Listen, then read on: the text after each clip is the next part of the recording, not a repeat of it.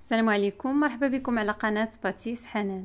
في هذا الفيديو ان شاء الله غادي نشارك معكم كيكة صيفية منعشة وصحية بمكونات طبيعية بدقيق القمح الكامل بكريمة الليمون. هذه الوصفة غتكون بدون حليب ومشتقاته، اللي غادي نرافقوها بالفواكه الموسميه وبكريمه الليمون اللي كذلك بدون حليب ومشتقاته. اذا كنتوا كتشوفوا القناه اول مره، مرحبا بكم. ما تنساوش الاشتراك وتفعيل الجرس باش توصلوا دائما بجديد الوصفات، وكذلك الضغط على زر الاعجاب الى عجبتكم الوصفه طبعا. وغادي نبداو في تحضير الكيكه. غادي نحتاج 3 الحبات ديال البيض. هنا غادي نستعمل الخلاط الكهربائي. غادي نزيد معلقه صغيره اللي كتكون عامره بمبشور الليمون اللي هو البرتقال، وغادي نزيد قياس كاس ديال التمر اللي قطعته قطع رقيقه غير باش كيطحن ليا بسهوله. وغادي نزيد كاس عصير الليمون. غادي نطحن هاد المكونات مزيان حتى كتنسجم وكيطحن ليا التمر بهذا الشكل. وغادي نبدا كنزيد المكونات اللي باقه. هنا الا استعملتوا العسل فممكن انكم تعوضوا التمر بالعسل، فما تحتاجوش انكم تستعملوا الخلاط الكهربائي، فقط بالخلاط اليدوي. غادي نزيد هنايا نص كاس ديال زيت الزيتون.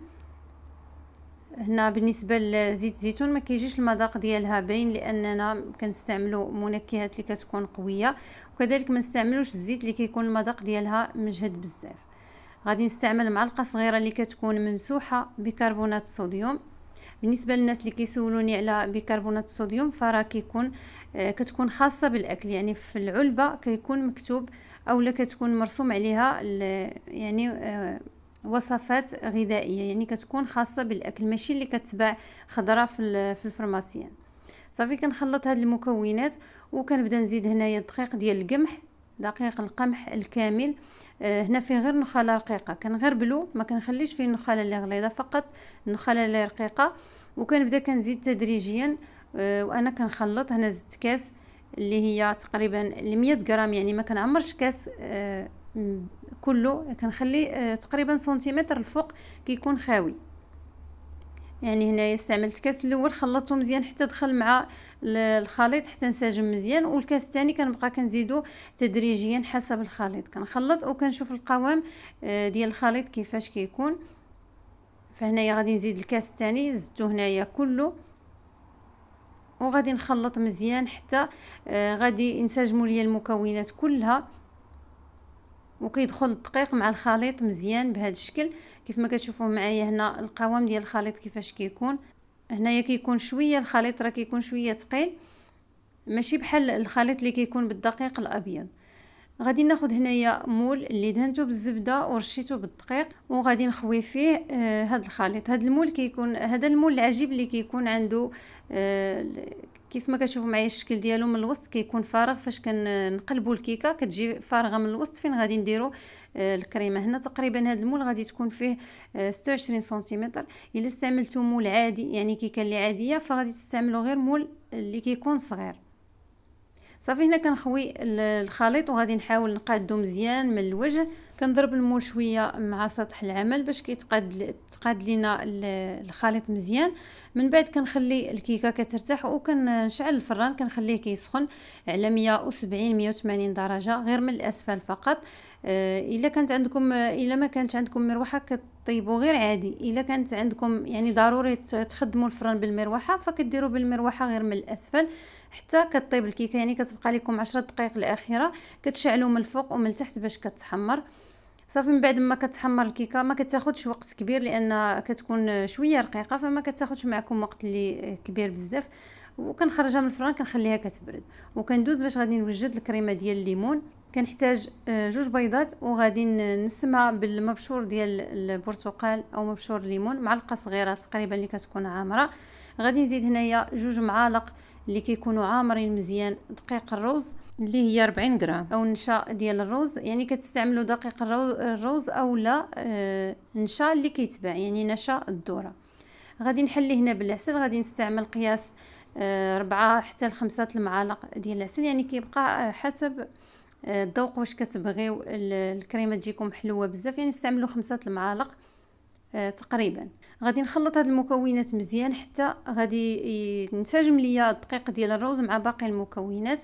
من بعد غادي نزيد هنايا كاس ديال الماء، كاس اللي يوزن 150 مليلتر، وكاس ديال عصير البرتقال. الا بغيتوا تستعملوا الكميه كلها عصير البرتقال تقدروا انكم تستعملوها الا بغيتوا المذاق ديال البرتقال يجي مركز اكثر، لكن غير بكاس واحد برتقال وكاس ديال الماء راه كافي، فكيجي فيها المذاق ديال الليمون لاننا استعملنا مبشور البرتقال.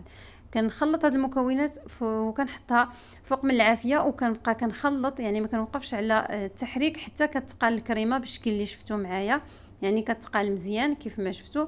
وغادي نزيد هنايا تقريبا قياس معلقه صغيره عامره ديال الزبده، انا استعملت زبده بلديه غير باش كتعطينا يعني كتحسن لينا من المذاق ديال هاد الكريمه وكتعطيها غنى اكثر.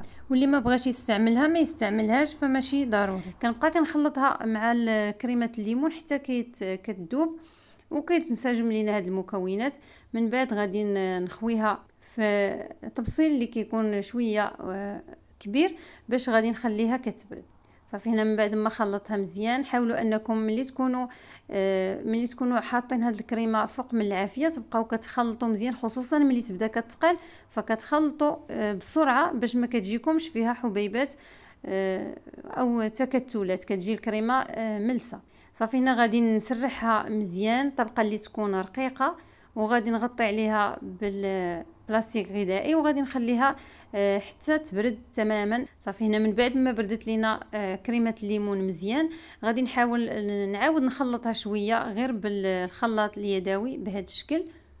الا بغيتوا تستعملوا هشوار او لا ميكسور وتخلطوا تعاودوا تخلطوا فتقدروا، لكن هاد الكريمه غير بالخلاط اليدوي كنعاود نخلطها شويه باش كترجع كريميه. وغادي نخويها في هذا الجزء اللي فارغ في الكيكه وغادي نسرحها هنا. تقدروا انكم الا بغيتوا تستعملوا السيرو، يعني تاخذوا نص كاس ديال الماء وتزيدوا ليه 2 معالق ديال العسل او 3 المعالق وتخليوه حتى كيغلي وتسقيو به هاد الكيكه، فتقدروا انكم تسقيوها.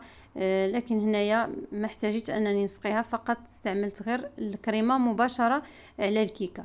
وكناخذ هنايا كميه من الفواكه الموسميه وغادي نبدا كنزينها. عندي هنايا البرقوق، المشماش، العنب، التين، التوت الازرق، وغادي نبقى كنزينها، يعني زينوها بالشكل اللي بغيتو. انا زينتها بهذا الشكل. وغادي نزيد من الفوق التوت الازرق غير باش كيعطيني تناسق في الالوان، كيهرس لي شويه اللون ديال الفواكه. صافي وكيكون هذا هو الشكل ديال الكيكه اللي حضرت معكم في هذا الفيديو. كيكه اللي صحيه بمكونات طبيعيه بدقيق القمح الكامل. الكيكه كتجي خفيفه، انا غادي نقطعها معكم وغتشوفوا معايا القوام ديالها كيفاش كيجي من الداخل. كيكه اللي كتجي خفيفه وكتجي هشه، يعني ناجحه 100%. وكذلك كريمه ديال الليمون اللي نقدر نقولوا اقتصاديه وكذلك صحيه، ما استعملناش فيها الحليب او اليوغورت لا في الكيكه ولا في الكريمه. كتجي هاد الكيكه بالمذاق ديال الليمون وبالفواكه اللي استعملنا.